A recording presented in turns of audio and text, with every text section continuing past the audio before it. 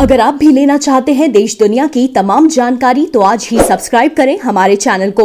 साथ ही नीचे दिए बेल आइकन को जरूर दबाएं ताकि हर अपडेट आप तक पहुंच सके। नमस्कार, प्रभा साची न्यूज़ नेटवर्क देख रहे हैं आप। मैं आपके साथ प्रणव तिवारी। हम मौजूद हैं गोरखपुर में और चूँकि जैसा मैं आपको हमेशा से बताता भी आया हूँ, कोरोना एक ऐसा संक्रमण जिसमें संक्रमितों की संख्या जो है वो लगातार बढ़ भी रही है। लोगों पे एक मानसिक दबाव है, अपने संतुलन को लोग बिगाड़ दे रहे हैं, जिससे काफ़ी पैनिक होने की उनको नौबत आ जा रही है, जिससे उनके तबीयत बिगड़ जा रहे हैं और भी सारी समस्याएं हैं। और इसी के निमित्त हम मौजूद हैं एक जगह पे और वहाँ पे हमसे बात करेंगे डॉक्टर जितेंद्र पांडे जी, और एनएसएस के वो कार्यक्रम अधिकारी हैं और सनराइज सेवा ट्रस्ट के आप सक्रिय कार्यकर्ता हैं। उनसे जानते हैं कि इस कोरोना काल में कैसे अपने मन स्थिति को सुदृढ़ रखें, लोग कैसे अपने आप को संतुलित रखें, तमाम मुद्दों पे बात करेंगे। डॉक्टर साहब, बहुत बहुत स्वागत है आपका। धन्यवाद।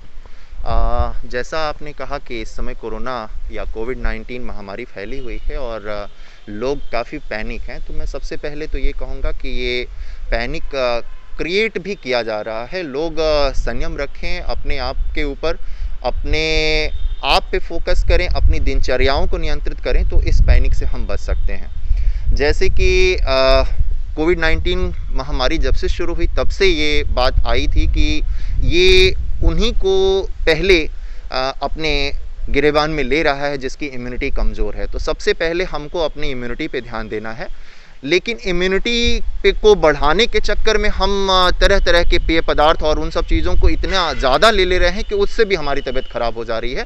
मैं कहूँगा कि एक स्वस्थ दिनचर्या अपनाइए और कोविड-19 प्रोटोकॉल हैं उनको हम फॉलो करें। जैसे सुबह उठ रहे हैं, सुबह उठते वक्त जो है हम सुबह व्यायाम कर लें थोड़ा सा, और फिर थोड़ी देर धूप में बैठ जाएं। अगर आवश्यक नहीं हो तो घर से बाहर ना निकलें।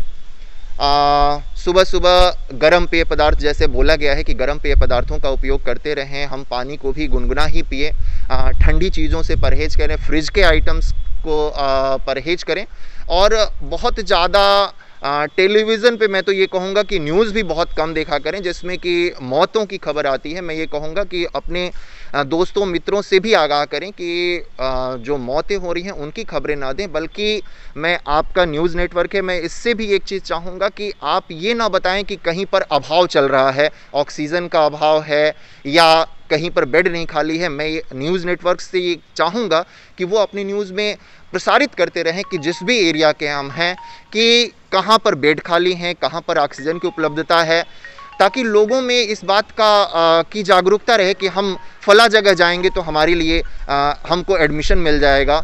या थोड़ी थोड़ी बातों पे, जैसा कि हम जानते हैं कोविड-19 वायरल बीमारी है और वायरल फीवर के भी सिम्टम्स उसी तरीके से शुरुआत होते हैं जैसा कि कोविड-19 के शुरुआत हो रहे हैं। तो कुछ दिनों तक देख लें, डॉक्टर से सलाह लें। अगर हमको रिलीफ मिलती है तो उस समय घर पे ही रह के उपचार करें। अगर जैसा कि बोला गया है कि ऑक्सीजन लेवल जब 90 से नीचे गिरता है तब उनको सोचने की स्थिति है, अगर 19 से ऊपर है तो बहुत ज़्यादा सोचने की आवश्यकता नहीं। इसी क्रम में हमारे साथ जुड़े हुए हैं डॉक्टर सुमित कुमार श्रीवास्तव जी, पर्यावरणविद हैं, रिसर्च साइंटिस्ट हैं और अपने एनजीओ के माध्यम से तमाम गोरखपुर ही नहीं पूरे पूर्वांचल में अपनी नई ख्याति प्राप्त किए हुए हैं। और चूंकि पर्यावरण से उनका गहरा नाता है तो आइए उनसे ही जान लेते हैं कि उन्होंने किस तरीके के कार्यक्रमों को अपने माध्यम से क्रियान्वित किया है और तमाम जो उन्होंने पेड़ पौधे या प्लांटेशन करके लोगों में एक जागरूकता फैला रहे हैं वो कितना कारगर है कोरोना को मात देने के लिए। बहुत बहुत स्वागत है सर आपका। जी नमस्कार सर, बहुत बहुत धन्यवाद आपका इस प्लेटफॉर्म पे हमें लाने के लिए, ग्लोबली मुझे बताने के लिए। बहुत सारी चीज़ें हैं आज के दौर में, हम बहुत सारी चीज़ें मिस करते जा रहे हैं। पर्यावरण के साथ साथ आज के दौर में अगर ऐसी स्थिति आई है तो उसका एक बहुत बड़ा कारण हमारा पर्यावरण का असंतुलित होना है। हमारा पूरा इकोसिस्टम यानी हमारा पूरा पारिस्थितिक तंत्र इस समय परेशान है, डिसबैलेंस हो चुका है। धीरे धीरे हम उस लेवल पर आ रहे हैं जो हमारा अध्यात्म था, आज अगर हम उसको जानें तो हम अपने आप को बहुत अच्छे तरीके से सुरक्षित रख सकते हैं। हमारी अपनी आयुर्वेदिक औषधियाँ और जो हमारे घर के मसाले हैं उनमें जो ताकत है वो कहीं नहीं, वो एक तरह से मसाले नहीं, वो औषधि के रूप में है। तो मैं आपके माध्यम से ये चीज़ें ज़रूर दिखाना चाहूँगा लोगों को कि वो समझें कि क्या होता है और कैसे हम अपने आप को बचा सकते हैं, या क्या अच्छे अच्छे पेड़ लगाएं। जो हमारी देसी वैरायटी के पेड़ हैं उसको लगाना बहुत ज़रूरी है। आमतौर पे हम विदेशी प्रजाति के पौधों को लगाते जा रहे हैं जिससे हमारे जो देसी प्रजाति के पौधे हैं वो नष्ट होते जा रहे हैं। आजकल लोग पनियाला, आम, जामुन, पीपल, नीम, बरगद, सागौन, शीशम, गुलमोहर, इन सब पौधों को लगाना बहुत ही आवश्यक है, जो हमें ऑक्सीजन के साथ साथ हमारे इन्वायरमेंट को भी 24 आवर्स क्लीन करने का काम करते हैं। आज बहुत सारे लोगों को पता नहीं था गिलोय के बारे में, जो आज जाने हैं। जो औषधि हमारे पास आज हर जगह उपलब्ध है, बहुत सारी जगहों पर पाए, लेकिन लोगों को ज्ञान नहीं है लोगों के पास किस तरह वो समझ सकें कि हमारी जड़ी बूटियाँ, जो हमारे दादा दादी नानियों के जो नुस्खे हुआ करते थे, वो हम मिस करते जा रहे हैं। तो मैं आपको आज दिखाता हूँ कुछ जड़ी बूटियों के बारे में या कुछ पौधों के बारे में बताऊँगा, जिससे लोग जाने कि ये है क्या। आइए मैं आपको दिखाता हूँ। ये जो पौधा आप यहाँ पे देख रहे हैं, ये बहुत ही उपयोगी पौधा है। आमतौर पे ये जंगली झाड़ियों के बीच में पाया जाता है, जहाँ पे इस पौधे का नाम है कालमेघ। इसे हम आयुर्वेदिक औषधि कालमेघ के नाम से जानते हैं। आपको आयुर्वेद के हर जगह मिलेगा। होम्योपैथ में भी इसका बहुत ज़्यादा उपयोग है। ये बहुत अच्छा लीवर टॉनिक है। साथ ही साथ इसके अंदर एंटीवायरल और एंटी बैक्टीरियल प्रॉपर्टीज़ भी पाई जाती है। इसी के क्रम में मैं आगे चलता हूँ आपको लेकर के। देखिए, तो आगे हम बात करते हैं एक बहुत अच्छे प्लांट की, जिस समय कोरोना काल में ये बहुत ज़्यादा प्रचलित है, और इसे हमारा इंडियन जिनसेंग भी हम जिसे कहते हैं, और एक तरह से ये बहुत ही ज़्यादा उपयोगी है। इस समय हमारे कोरोना काल में वायरस को ख़त्म करने के लिए हमारी इम्यूनिटी बूस्टर के रूप में इस्तेमाल कर सकते हैं। तो इसका नाम है अश्वगंधा। ये आप देख रहे हैं, इसे अश्वगंधा कहते हैं। ये अश्वगंधा का पौधा है। आप अपने घरों में भी इसे लगा सकते हैं और इसका उपयोग भी कर सकते हैं। हाँ, लेकिन किसी अच्छे आयुर्वेदिक विशेषज्ञ के तौर पे ही या सलाह लेने के बाद ही इसका उपयोग करें। ये हमारी जंगली जड़ी बूटियां हैं जो हर जगह पाई जाती हैं। आप इसका रोपण भी कर सकते हैं। इसको पहचानने की भी कला होनी चाहिए आपके पास। ये तभी आप जानेंगे जब इसके बारे में आप समझ सकते हैं। उसी के क्रम में मैं एक और औषधि बताता हूँ, जो लीवर टॉनिक और ज्वाइंटिस के लिए रामबाण औषधि है, और सभी आयुर्वेदिक वो आयुर्वेदिक, होम्योपैथिक, यूनानी, सिद्धा, इन सभी में काम आता है। उसका है ये है, इस प्लांट की बात मैं कर रहा हूँ। ये कहते हैं फाइलेंथस फ्रेट्रेंस या यूफोर्बिया फाइलेंथस निरोराई, इसका बॉटनिकल नेम है। इसे भूमि आंवला कहते हैं। इसके पीछे ऐसी छोटी छोटी पत्तियां या फूल दिखेंगे। इसको आप पूरा जड़, तना, पत्ती यानी पांचांग भी इसका लेकर के खा सकते हैं। तो ज्वाइंटिस में ये बेस्ट मेडिसिन है। साथ ही साथ ये आपकी इम्यूनिटी को भी बूस्ट करेगा। आइए हम आगे दिखाते हैं आपको। तो आसपास घरों में आजकल बहुत सारा लोगों के पास प्लांट लगाने के तरीके हैं, मिलते हैं। ये है गरम मसाले का पौधा। ये ऑल स्पाइसेस प्लांट है। इसका भी उपयोग आप खाने में, ज़्यादातर साउथ इंडिया में लोग इस्तेमाल करते हैं इसका। आप इसको खाने के तौर में, खाने में भी मिला करके, स्पाइसेस में डाल करके, इसमें जावित्री, जायफल, लौंग, दालचीनी, इस तरह के 5 स्पाइसेस की महक आती है, इसलिए इसको ऑल स्पाइसेस प्लांट भी कहा जाता है। और इसके बाद मैं आपको दिखाता हूँ सबसे इम्पॉर्टेंट, जो पूरे सभी लोग जानते हैं इसके बारे में। इस प्लांट का नाम है सिनेमम टमाला, यानी कि ये तेजपात है।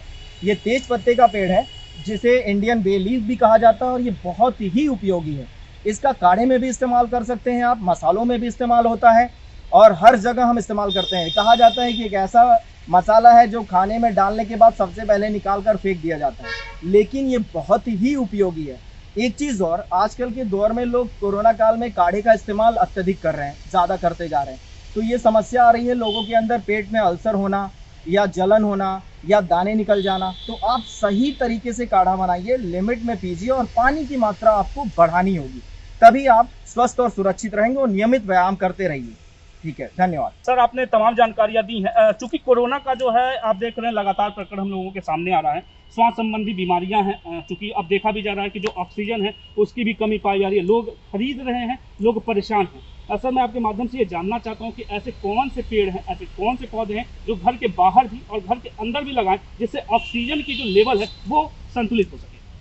जी, बहुत अच्छा प्रश्न है आपका। आमतौर पे सभी लोग इस बात से परेशान हैं कि कैसे प्लांटेशन की जाए।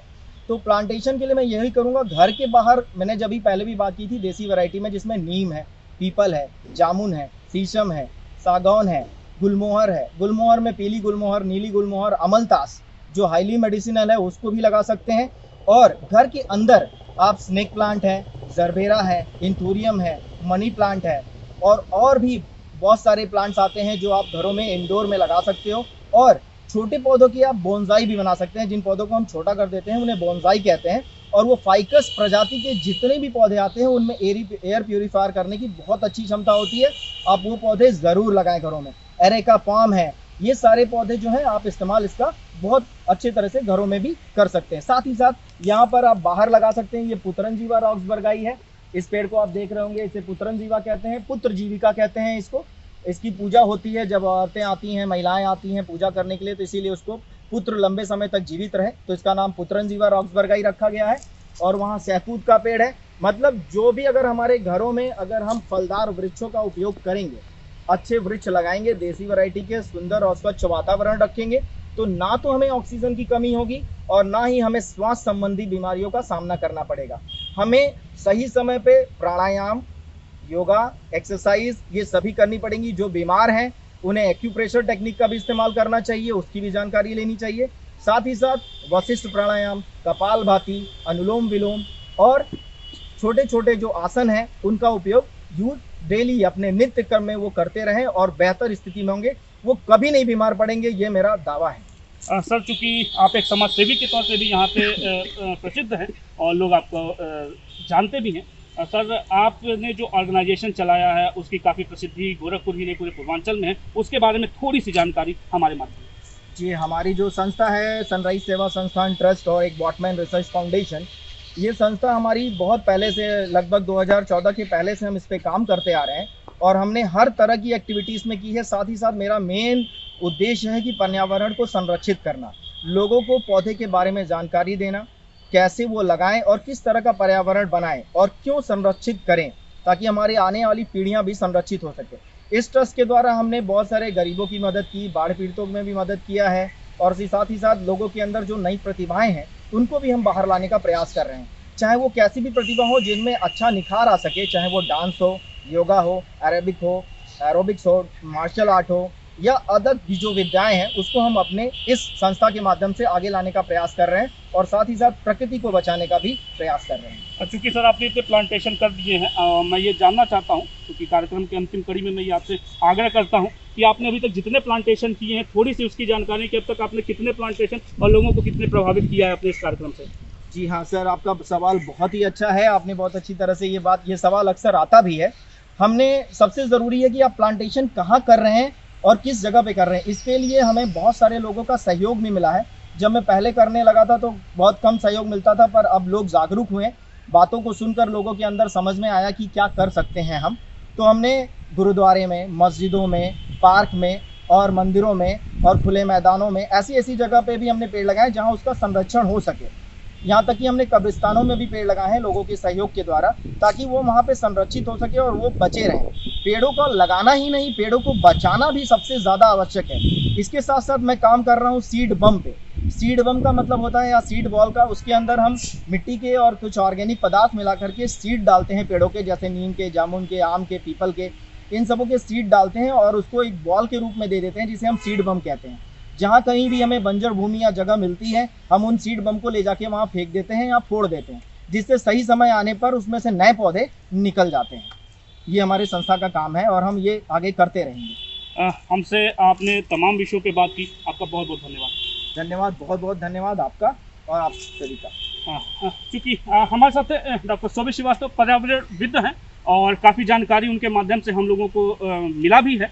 हमारा आग्रह है, हमारा निवेदन है, प्रभासाची न्यूज़ नेटवर्क की टीम ने हमेशा आपसे अनुरोध किया है कि इस कोरोना काल में, इस महामारी में आप सुरक्षित रहें, संयमित रहें, अपने मानसिक संतुलन को आप स्वतः बना सकते हैं। पेड़ पौधों की जो बातें हैं आप प्लांटेशन कर सकते हैं, कहाँ से ऑक्सीजन हमको मिल रहा है इसके बारे में तमाम जानकारी डॉक्टर शोभित श्रीवास्तव ने हमारे माध्यम से दी है। आप हमको देखते रहे, बने रहे प्रभासाची न्यूज़ नेटवर्क की टीम के साथ। गोरखपुर से प्रणव।